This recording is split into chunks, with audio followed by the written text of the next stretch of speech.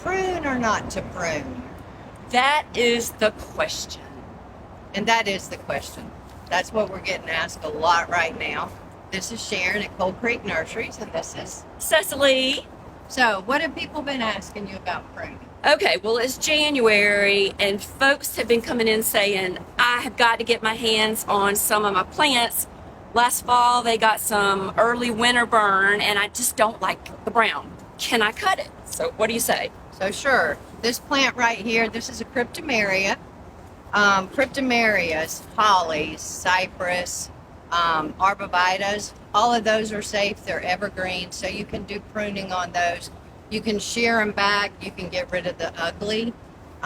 You can go in and just cut some of the leggy stuff off if you want to.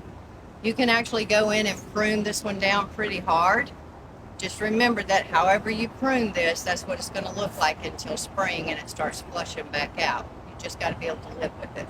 Meaning if some of the branches are a little bare looking, they're not going to flush until spring? Right. Okay. All right, we got it. Okay. Okay. What about this grass? It just looks dead. Okay.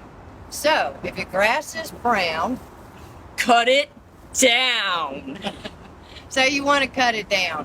The reason you do that is because you don't want it to start flushing out and have new growth, and then you have all this ugliness in here. So you cut it about 3 to 4 inches from the ground, leave it alone, doesn't require much water. It'll come back out and be gorgeous next year. Fresh slate. Awesome.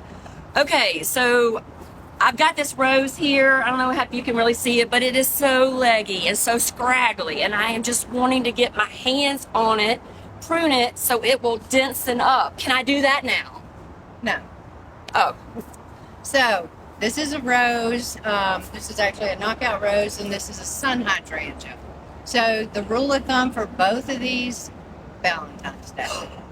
Roses! Valentine's Day. Okay, I can remember that. I can remember that. All right. So after Valentine's Day, you can come in, you can prune out any dead, you can cut them down, take off any small limbs on there, and these will flush back out and look gorgeous and bloom just like they're supposed to. Okay, so I'm so excited because you said I can do this in February. What about my old school, shade-loving, grandma's favorite hydrangea? I can prune that now too?